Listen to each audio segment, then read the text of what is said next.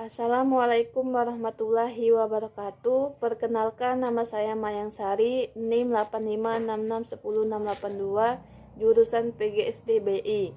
Baiklah, di sini saya akan mengajak kalian untuk melakukan praktikum yang berjudul ciri-ciri makhluk hidup.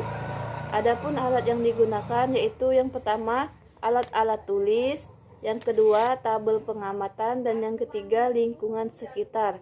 Adapun cara kerjanya yaitu yang pertama siapkan alat-alat tulis yang telah disediakan. Yang kedua yaitu pergilah ke lingkungan sekitar tempat Anda seperti kebun ataupun sawah.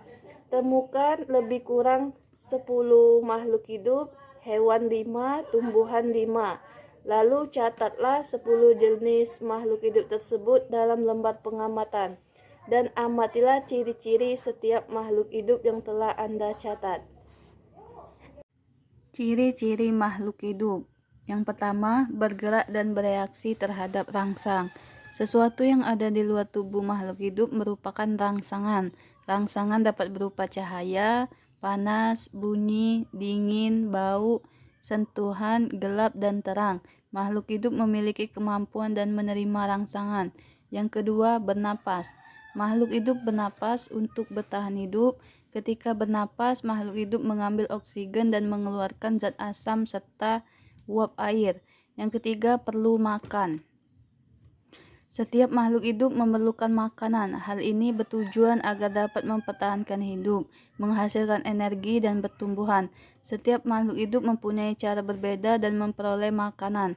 Yang keempat, tumbuh. Suatu proses bertambah besarnya ukuran makhluk hidup atau volume dan penambahan ukuran tidak kembali pada ukuran semula.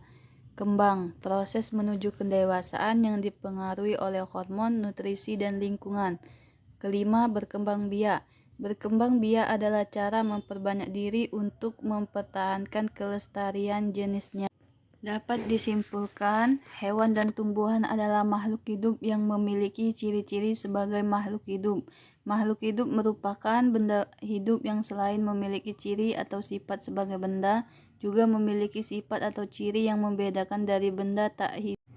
Adalah dalam hal berkembang biak, menerima dan memberi tanggapan terhadap rangsang, dapat tumbuh kembang, perlu makan dan air, serta melakukan pernapasan.